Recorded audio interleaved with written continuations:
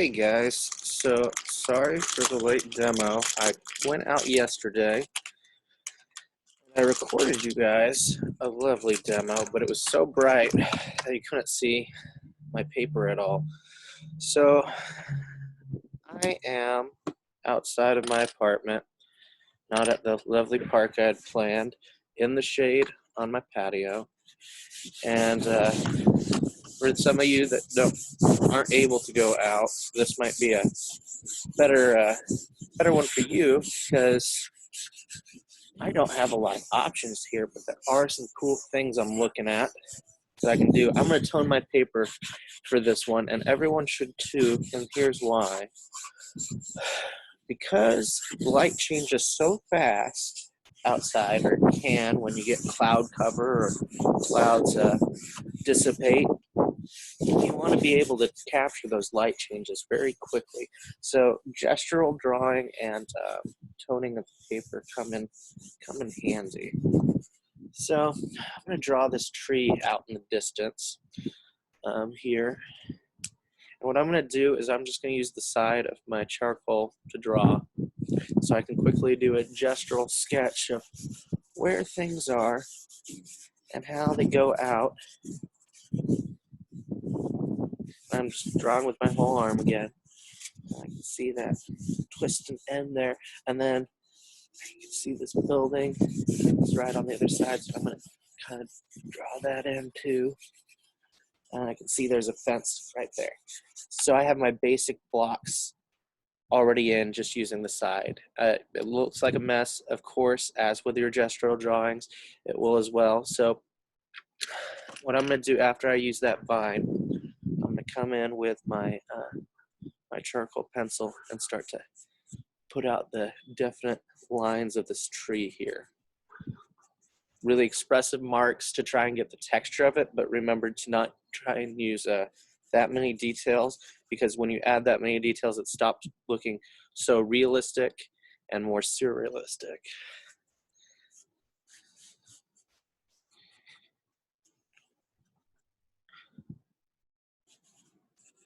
And trees have a lot of overlapping shapes. Things are coming out, things are going back. Atmospheric perspective, which we'll talk about more when we move on to this side of things, is about the push and pull, how big you make things and how small you make things to get that dimensional plane and that feeling. We want to move a little bit quicker. I decided not to make you guys have time drawings because you're going to have to work pretty fast yourself on this. So you're able to capture things because trees, the wind's going to blow. And it might only take a few lines here and there to really show what's there.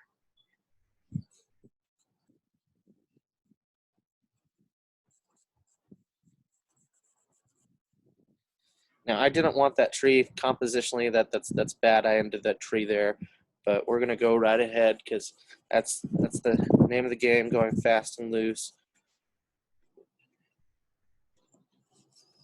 All right, so I got that in there. I'm gonna start putting in my building before I put in the excess branches and define that tree. Now, you can take a ruler. Did I bring one with me?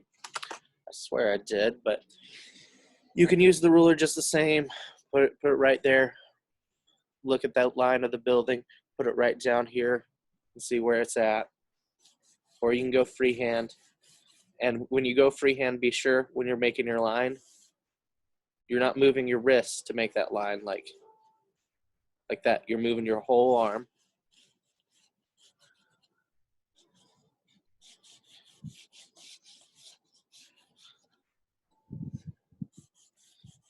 Now see, because this is smaller, the building is bigger than the tree. Of course, we all know that. But the building appears smaller because it's further back.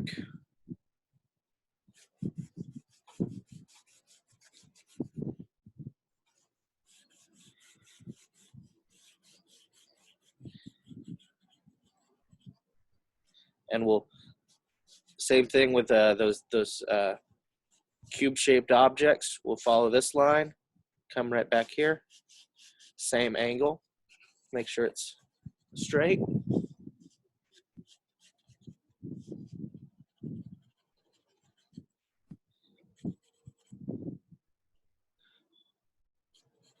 There's a little balcony attached to that.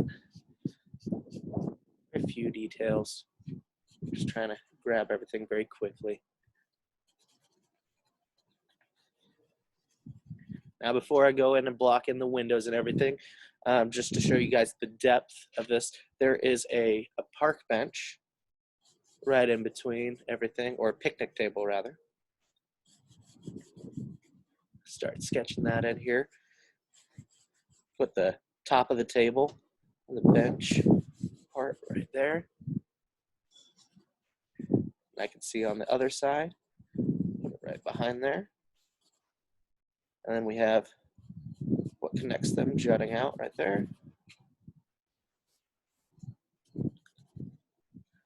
And then back and back. And there we have our picnic table right in front of there. And then let's get this fence in right fast before anything else, before we start defining things. It runs right behind that house there.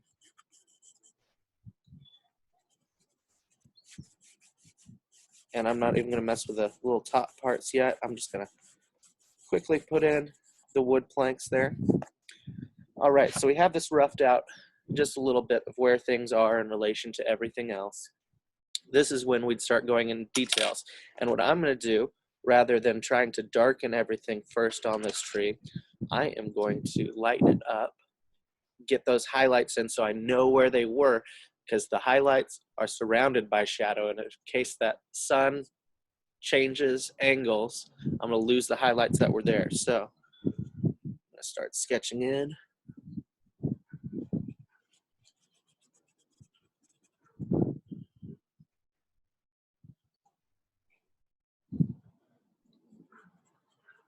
You know, there's some branches back there I didn't quite see, so I'm gonna sketch that in too. This.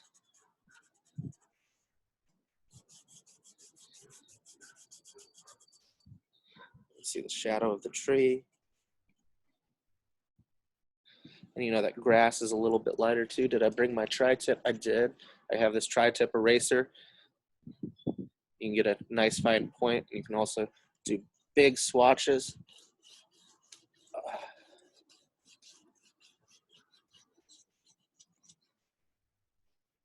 And then you can do your points just like that. Really nice and smooth.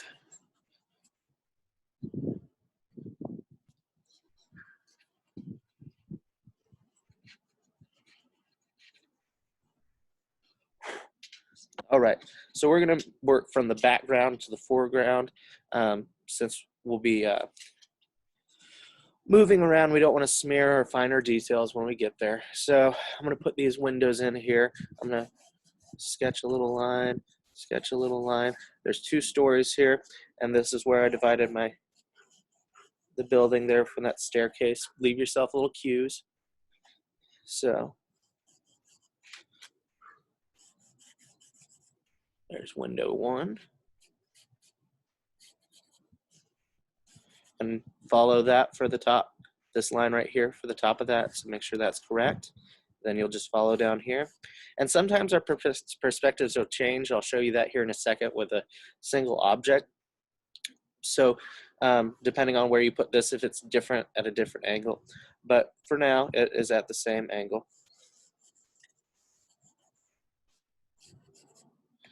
And it has this wood pattern between the 2 windows.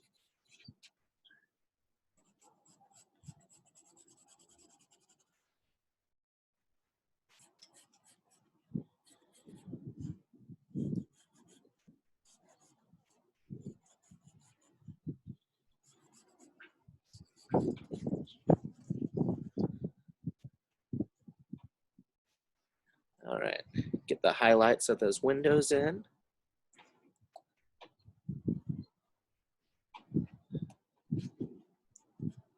Put this sun's hitting that. And then this roof is casting a shadow as well.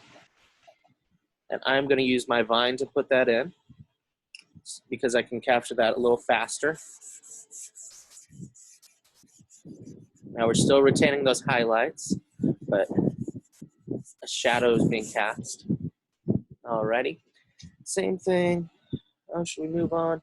Now let's finish this up a little bit. The roof is darker, and I'm going to try not to lose any of my supplies. That wind. Roof is a little darker.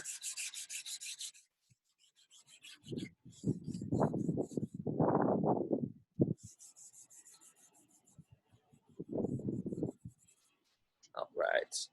And then inside here is dark as well. So that's a landing.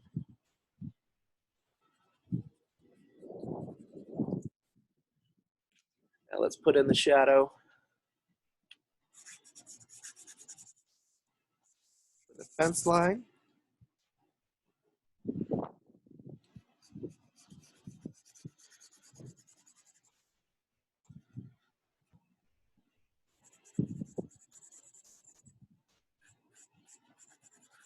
Darken it up a little bit. Be sure you're getting those value changes.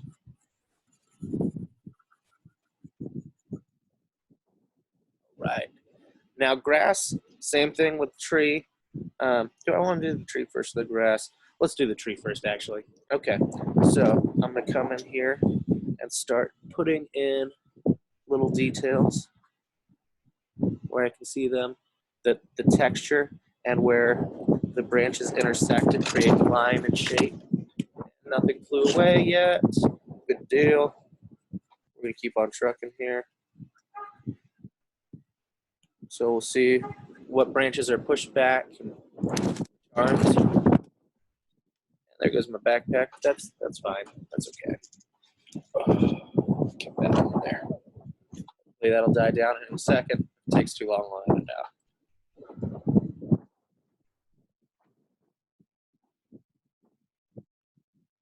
All right, cool. So grass, just the illusion where it bumps up the side. I can see some little twigs over here. I can't see that area so well, but little splotches. And I see the start of a sidewalk right there. And then I'm going to take some vine charcoal again, capture those darker areas of the grass, just like that. You can get as specific as you want on these, but I really like just capturing the little nuances and making them very organic. That park bench kind of blends in now. I kind of neglected it, so let's make sure that stands out. I'm just drawing with my eraser. There we go. And then I'm going to accent this. Do I have a sharpener on me? I think I'd be more prepared. Oh, I totally do. I'll always forget something. If you guys haven't figured out by now, I'm a little scatterbrained. I hope you guys are okay with that. There we go. Got that a little sharper. So I can come in and add a little bit of dark line underneath there. Yeah. Make that stick out. And then right on this other side here. So we can really see everything coming out.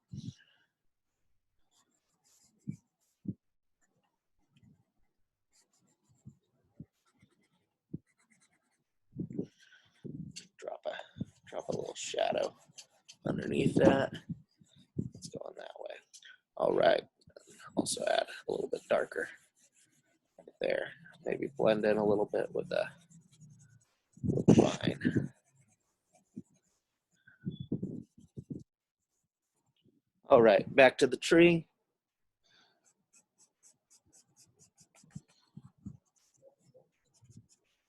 I still got those highlights, and like I said, the light did shift a little bit. So we have those anchor points to help us.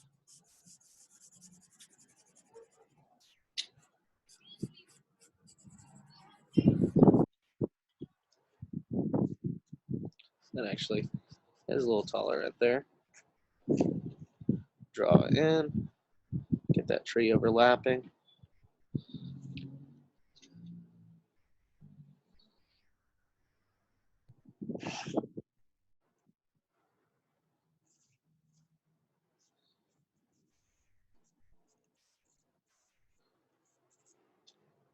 All right, there we go, back in business.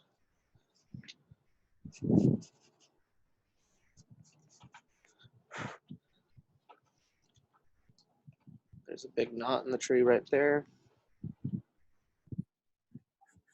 Put it in shadow.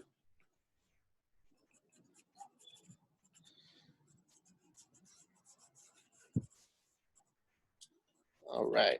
So we just keep on building and building and building this up, but I want to show you clouds right quick.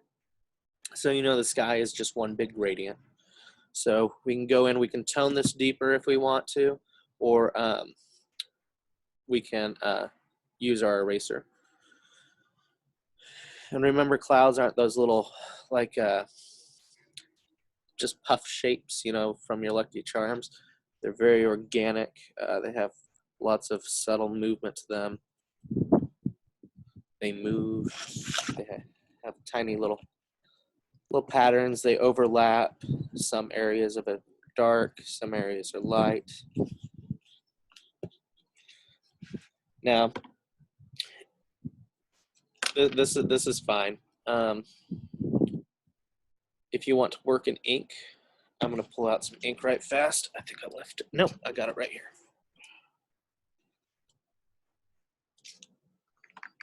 But I don't have my white ink. See, always forgetting something. But you guys already know the drill with that. Now, working in ink and straight ink, starting with ink, is a good idea for landscapes too. But I like to have a little something to follow. The great thing about ink is it works very quickly. See, we already have this nice dark line forming. And we can edit out things that we had and define more areas.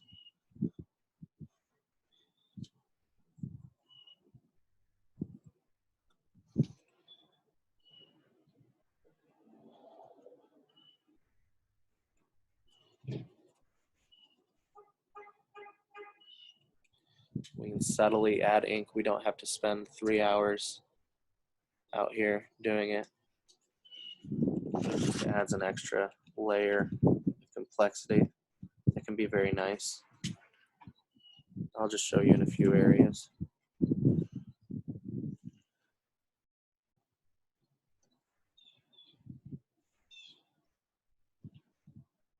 It's great for grass.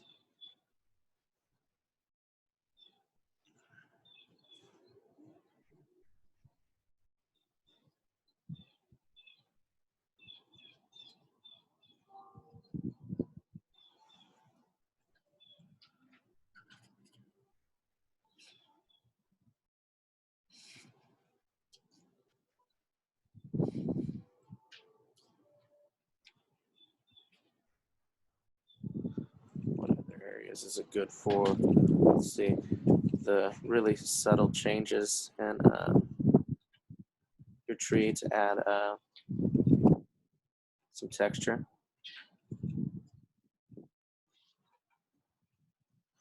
Add branches that are further back.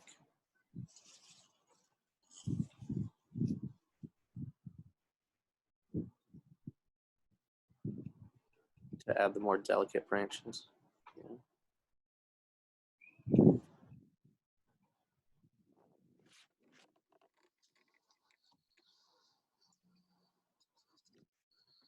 Also, for clouds, you can get more of the shadow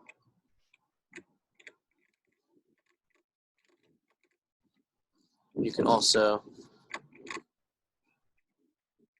show the clouds that are behind clouds very easily.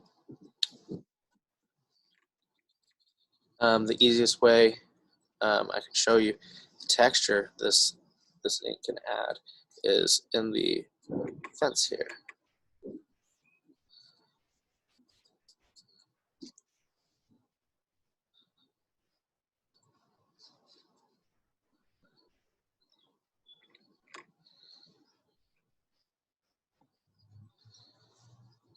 The expressive, a little bit drier of a brush so we can get those small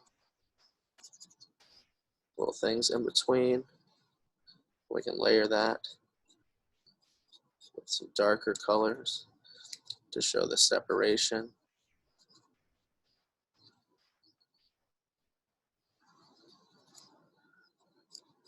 And we can do that over the shadowing to carry that on and give it some more subtle detail. So that's like if you want to do one of those little landscapes in your backyard, the bigger, broader things. Another thing to consider is singular objects, like really zooming into that tree and finding an interesting space or area. Like, oh, I wasn't gonna draw that out, but let's just do some thumbnail drawings here. Make a little square. And I'm looking at that tree now, and I see these two limbs with a knot, another limb behind it, and then this bridge, this negative space right here. So I like that. So let's say that could be your focus. And zooming in like that allows you to work a lot quicker and to focus on the details of that particular area.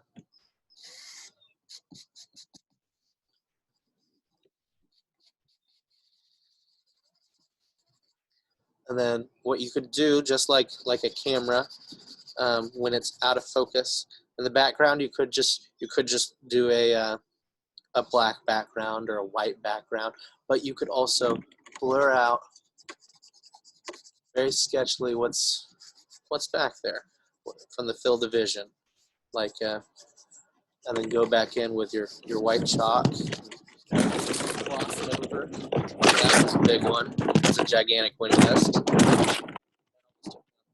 That's not good. Don't take your expensive electronics out with you. Fly away. Anyways, getting back to it. So you could do something like that and just work in with your white chalk and have all these nice things while you have a crisp image in the foreground. But what I was going to show you are some things that aren't exactly nature, but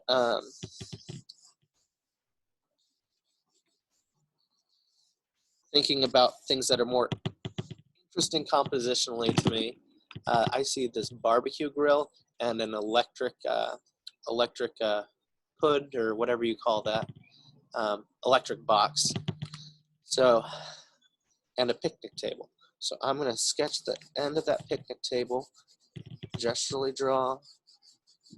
It's got a lot of angles, looks kind of cool. And then we got the grill over here. How does that go? Okay, see that? So for that grill, I'm going to draw a box right over here and a box right over here. That. Sketch that and go in there. I can fix that here in a second. And then I see the electrical box right behind that. There's just layers within layers within layers. And it has this interesting curve. I cut this thing off here, but I'm just going to add that because I really, really like it. See the back of it over here. Just like I was talking about gestural drawing. So now I can go in and start shoring up my design. And I'm going to take this angle and bring it over to the table since I know that's correct.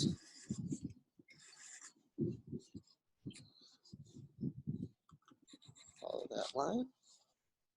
Come back here and follow that angle. That out.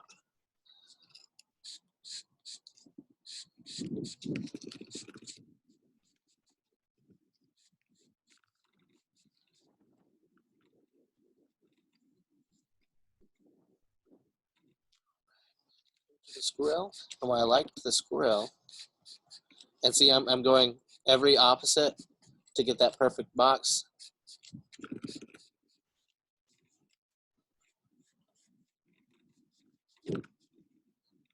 And then going back to this line, going back to this line, connecting it. Why I liked this so much is there's this weird metal piece of the grill.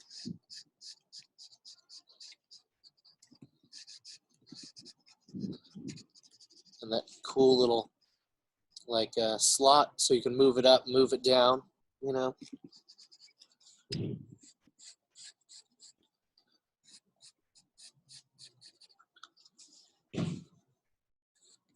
Comes back through right there, through the same type slot.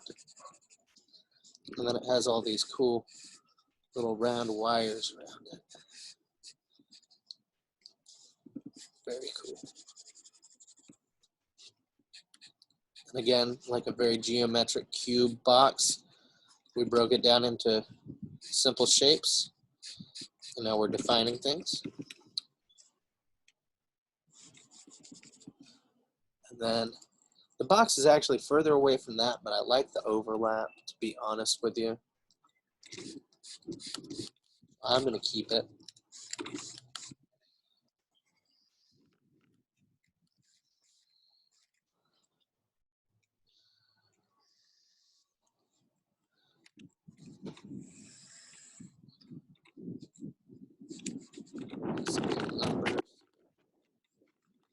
There's another wind ghost. Hopefully it doesn't take me down. Surprised that camera stayed there though. It's got a pretty flimsy tripod.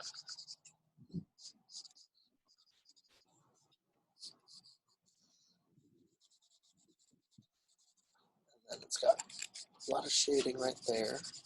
Capture the light.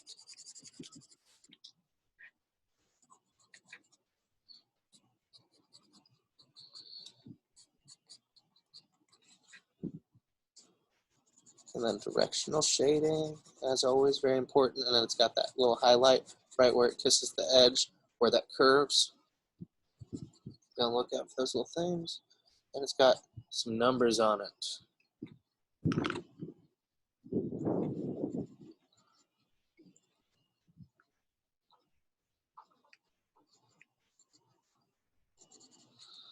Just like that. So, you know, I'll deal with the background, but I kind of like this, the idea of this floating off this border. So I'm going to define the border again. And let's put it in background, except we're going to combine two different kind of still lives. I'm going to look up at the sky right there. And while my eyes are still on up on the sky and not on my page, I am going to draw out the cloud shapes I see. Blind contour.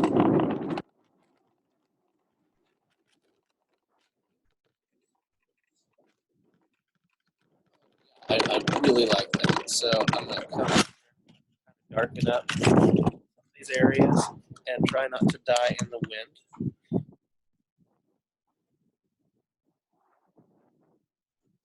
Really make that cloud stand out.